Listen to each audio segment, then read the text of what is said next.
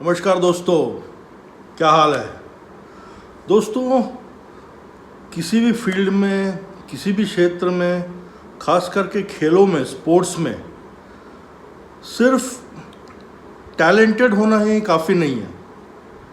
Talent के साथ आपको बहुत सारी दूसरी चीज़ें लगती हैं, बहुत सारी दूसरी चीज़ें करनी पड़ती है, तभी आप एक लेवल तक पहुंच सकते हैं और एक लेवल पे पहुंच के वहाँ रुक सकते हैं। मतलब जैसा बोलते हैं ना, किसी भी फील्ड में, खास करके स्पोर्ट्स में, हाईएस्ट लेवल पे पहुंचना जितना कठिन है, उससे ज़्यादा कठिन है वहाँ पे बने रहना।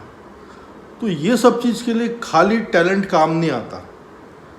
देखिए, टैलेंट जो होता है, ये मान लीजिए वो तो नेचुरल होता है, गॉड्स गिफ्ट होता है, भगवान की देन होता है, जो आप अपने अंदर लेके पैदा होते हैं। लेकिन टैलेंट के कारण ही सब कुछ होता है ऐसा नहीं है। उस टैलेंट को उभारना पड़ता है, तराशना पड़ता है, बहुत मेहनत करनी पड़ती है, तब जाके वो टैलेंट कुछ काम का बनता है। अब हमारे देश में जैसे क्रिकेट सबसे बड़ा खेल है, अगर खेलों की बात करें तो क्रिकेट में ऐसे कई उदाहरण हैं जिसमें बहुत ही एक्स्ट्रा ऑर्डिनरी टैलेंटेड लोग जितना अचीव कर सकते थे, जितना हासिल कर सकते थे, जितना परफॉर्म कर सकते थे, उतना नहीं कर पाए। उसके कई कारण हैं जो हम आगे बात करेंगे। और ऐसे भी कई उदाहरण हैं कि जो लोग बहुत ज़्यादा टैलेंटेड नहीं थे, गॉड गिफ्टेड नेचुरल टैलेंट उनमें नहीं था, लेकिन फिर भी वो अपनी टैलेंट की जो कैपेसिटी थी उससे कहीं ज़्यादा अचीव कर पाए। इनफैक्ट जो टैलेंटेड लोग थे उससे ज़्यादा ही अचीव कर पाए। तो आइए देखते हैं कौन कौन से ऐसे खिलाड़ी हमारे देश में या दुनिया में रहे हैं, क्रिकेटर्स, जो बहुत ज़्यादा टैलेंटेड थे, लेकिन कुछ कारणों से वो जितना अचीव कर सकते थे उतना अचीव नहीं कर पाए।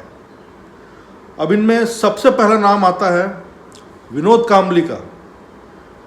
आप सब ने उनका नाम सुना होगा। बहुत ही ज़्यादा टैलेंटेड बैट्समैन थे। मतलब सचिन तेंदुलकर और उनकी जो साझेदारी थी आज भी लोग याद करते हैं, और उस ज़माने में उनको सचिन तेंदुलकर के बराबर ही माना जाता था। इनफैक्ट कई लोग का तो ये भी मानना था कि टैलेंट के हिसाब से, टैलेंट वाइज वो तेंदुलकर से भी ऊपर है। इतना टैलेंट था उनमें, विनोद कांबली में। लेकिन सक्सेस मिली, सक्सेस को संभाल नहीं पाए। शराब, पार्टियाँ, मौज मस्ती, ये सब में उनका ध्यान चला गया। उनका कैरियर ऐसा डूबा कि उससे कभी नहीं उठ पाए वो। और अभी तो आजकल तो उनकी हालत ऐसी कि मतलब ठीक से चल भी नहीं पाते। ये इतने बुरे हाल है, मतलब ना पैसा नहीं है, कुछ नहीं है। उस ज़माने में वैसे ही बहुत ज़्यादा पैसा हुआ नहीं करता था, तो कुछ पैसा नहीं मिला, कुछ नहीं मिला। और उनका रिकॉर्ड देखेंगे तो आज भी सबसे अच्छा बैटिंग रिकॉर्ड में से एक उनका रिकॉर्ड है। लेकिन फिर भी ज़्यादा दूर चल नहीं पाए क्योंकि सक्सेस को संभाल नहीं पाए। दूसरे ऐसे खिलाड़ी हैं, आपको सुन के अचंभा होगा, वो है युवराज सिंह। हाँ, देखिए, युवराज सिंह ने बहुत कुछ अचीव किया अपनी लाइफ में, लेकिन जितना उनमें टैलेंट था उतना वो अचीव नहीं कर पाए। क्योंकि देखिए, ठीक है, वनडे, T20 वो सब उन्होंने खेला, बहुत दुनिया के टॉप लेवल के बैट्समैन थे जब खेलते थे, लेकिन टेस्ट में ज़्यादा कुछ नहीं कर पाए। टेस्ट में, जिसमें असली बैट्समैन की पहचान होती है, और उनमें तो टैलेंट तो इतना था कि अगर मेरी माने तो सचिन तेंदुलकर के बाद वही सबसे ज़्यादा टैलेंटेड बैट्समैन थे इंडिया में, युवराज सिंह। लेकिन फिर भी टेस्ट क्रिकेट में ज़्यादा कुछ नहीं कर पाए। फोकस नहीं था, शायद उतनी डिटर्मिनेशन नहीं थी, कमिटमेंट नहीं था। उनका भी ध्यान पार्टियाँ, मौज मस्ती, ये सब में ज़्यादा था। सक्सेस उनको भी जब ज़रा अच्छी लगने लग गई थी उस ज़माने में, तो वो भी, जो भी कारण हो, वो जितना अचीव कर सकते थे उतना अचीव नहीं कर पाए। और एक ग्लेन मैक्सवेल, ऑस्ट्रेलिया के बहुत ही टैलेंटेड बैट्समैन। मतलब क्रिकेट में ऐसा बोलते हैं कि ऐसा कुछ नहीं जो ग्लेन मैक्सवेल नहीं कर सकते। मतलब अच्छे से अच्छा फास्ट बॉलर भी अगर उनको बॉलिंग कर रहा है तो ऐसा लगता है कि उनके लिए बस एकदम हल्की बॉल है, मीडियम पेस बॉल है या स्लो बॉल है, इतना टैलेंट उनमें। लेकिन वो भी ज़्यादा कुछ अचीव नहीं कर पाए। थोड़ी बहुत 5, 10, 15, 20 पारियाँ इधर उधर काफ़ी अच्छा खेला उन्होंने, बाकी टेस्ट में तो कुछ कर नहीं पाए, वनडे में भी बहुत ज़्यादा कुछ नहीं कर पाए, T20 में थोड़ा बहुत इधर उधर उन्होंने किया। तो वो भी एक ऐसे खिलाड़ी जो मतलब बस चीज़ों को थोड़ा ऐसा उनको देख के लगता था कि बड़ा लाइटली ले रहे हैं, आराम से ले रहे हैं, ज़्यादा सीरियस नहीं है। वो सब जो भी कारण हो, वो सब चक्कर में वो भी उतना अचीव नहीं कर पाए जितना अचीव कर सकते थे। ये सब खिलाड़ी जो हैं जो बहुत ज़्यादा टैलेंटेड थे, उनकी बात कर रहा हूँ मैं। और एक खिलाड़ी जो बहुत ही ज़्यादा टैलेंटेड, वो भी टेस्ट मैच में ज़्यादा कुछ नहीं कर पाए, और वो खिलाड़ी का नाम सुन के भी कई लोग को अचंभा होगा, वो है रोहित शर्मा। हाँ, हमारे हिटमैन रोहित शर्मा।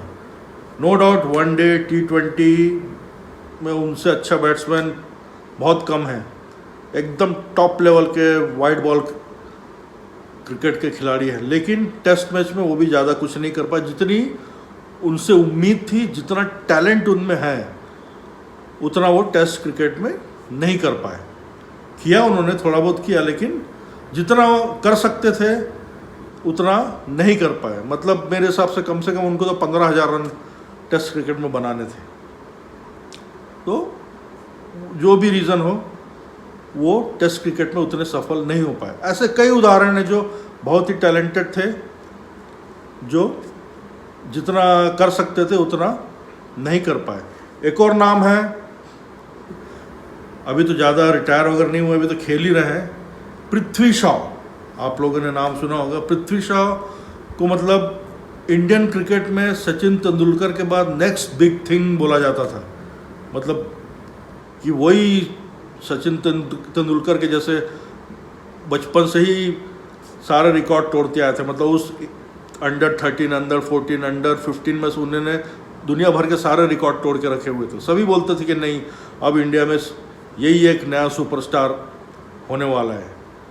लेकिन वही बात, थोड़ी सी सक्सेस मिली, पैसा आया, ध्यान इधर उधर गया, पार्टियाँ, मौज मस्ती, ये सब में क्या हुआ, इंडियन टीम तो छोड़ो, आज की डेट में वो बॉम्बे की टीम में भी नहीं है जहाँ से वो खेला करते थे। बॉम्बे की टीम में भी उनकी जगह नहीं है, महाराष्ट्र की टीम में जाके खेलते हैं वो। तो अब देखिए, अभी तो ज़्यादा उनकी उम्र नहीं हुई है, उम्मीद है कि अच्छा फोकस रखेंगे, प्रैक्टिस करेंगे तो शायद इंडियन टीम में फिर से आ सकेंगे। इंडियन टीम में खेल भी चुके हैं, लेकिन फिर वही बात, जितना टैलेंट उनमें है उतना वो अभी तक तो परफॉर्म नहीं कर पाए। इनफैक्ट अगर किसी को याद हो तो जो अंडर 19 की टीम थी जिसमें शुभमन गिल थे, उस टीम के कैप्टन पृथ्वी शॉ थे। पृथ्वी शॉ के अंडर शुभमन गिल खेला करते थे, और आज शुभमन गिल कहाँ पहुँच गए हैं, और पृथ्वी शॉ जहाँ थे वहाँ से और नीचे चले गए। तो ऐसे कई उदाहरण हैं जो टैलेंट तो बहुत था लेकिन सक्सेस को संभाल नहीं पाए, जितना परफॉर्म कर सकते थे उतना नहीं कर पाए। आइए देखते हैं ऐसे कौन कौन से खिलाड़ी रहे हैं जिनमें ज़्यादा टैलेंट तो नहीं था लेकिन उन्होंने परफॉर्म बेहतरीन तरीके से किया। क्यों किया, ये मैं आपको बताता हूँ कि जिनमें अगर गॉड गिफ्टेड टैलेंट नहीं है लेकिन अगर उनमें फोकस है, ध्यान, डिटर्मिनेशन, दृढ़ निश्चय, विल पावर, इच्छा शक्ति, मेहनत, डेडिकेशन, कभी ना हार मानने वाला एटीट्यूड, ये सब चीज़ें हैं तो बहुत ऊपर जा सकते हैं, खास करके खेलों में। आइए देखते कौन कौन से ऐसे खिलाड़ी थे जिनमें उतना टैलेंट नहीं था। टैलेंट तो था, बिना टैलेंट के तो कोई ऊपर नहीं जाता। उतना टैलेंट नहीं था, नेचुरल टैलेंट उतना नहीं था जितना दूसरों में था, लेकिन फिर भी कईयों से वो बहुत ज़्यादा परफॉर्म कर गए। उनमें सबसे पहला नाम आता है ऑस्ट्रेलिया के पूर्व कप्तान स्टीव वॉक का। अगर जो 70s, 80s या 90s के लोग देख रहे हैं वो जानते होंगे कि स्टीव वॉक किस मिट्टी के बने थे। मतलब अगर आप उनको खेलते देखेंगे तो ऐसा लगेगा कौन कोई मतलब क्लब लेवल का प्लेयर भी नहीं है, ना ठीक से कोई टेक्निक है, ना स्टाइलिश है, ना कुछ शॉट्स हैं, बस जैसे तैसे सरवाइव कर रहे हैं। लेकिन उसी कंडीशन में उनका दिमाग इतना स्ट्रॉन्ग था कि मतलब सोच ली कि आउट नहीं होना है यानी नहीं होना, चाहे कुछ भी कर लो। मतलब बाउंसर नहीं खेल पाते थे, ऑस्ट्रेलियन बैट्समैन हो के भी बाउंसर नहीं खेल पाते थे। मतलब कितने ही इनिंग्स है कि उनको बॉल सिर में लगी है, कंधे पे लगी है, चेस्ट पे लगी है, लंगड़ा रहे हैं, डॉक्टर आ रहे हैं, लेकिन फिर भी डटे हुए हैं। और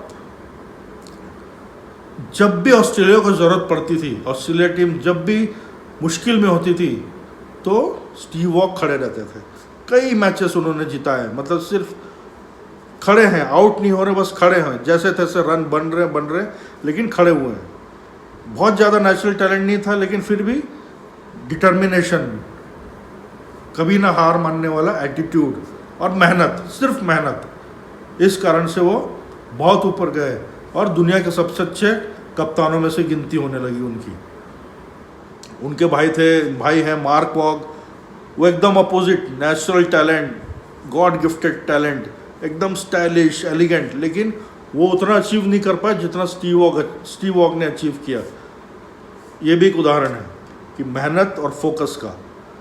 आइए देखते हैं और एक नाम, हमारे अपने दादा सौरव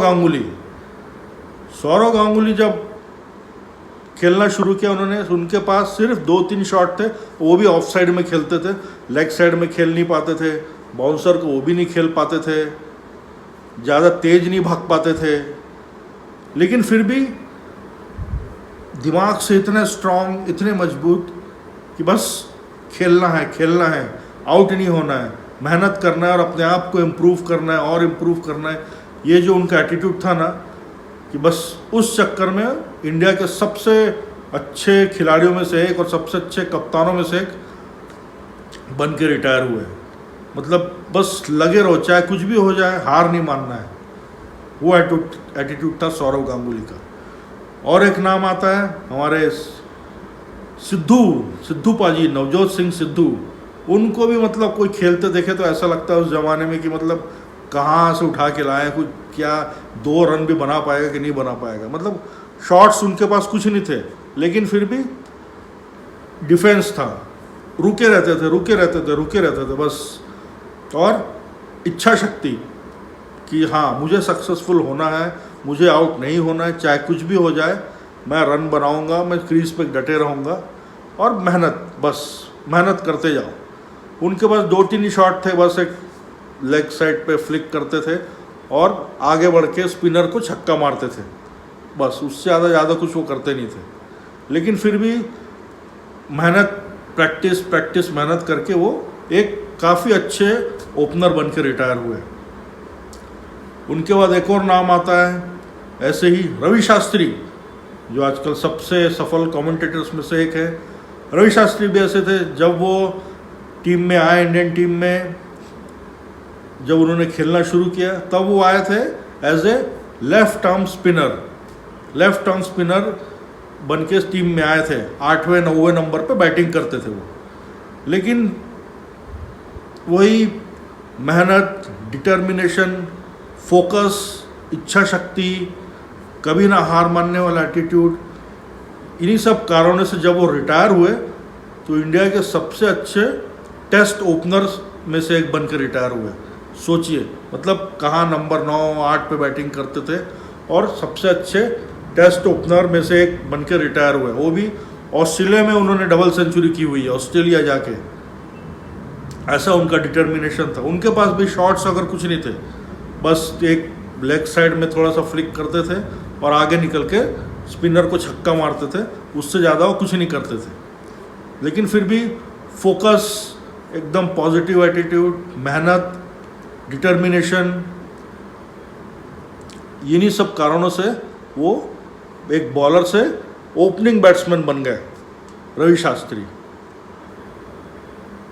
ऐसा ही एक नाम है, जैसे हालांकि उनमें टैलेंट तो था शुरू से, लेकिन वो अपने आप को इवॉल्व करते गए, इम्प्रूव करते गए, मैच दर मैच, साल दर साल, सीज़न दर सीज़न, वो हमारे राहुल द्रविड़।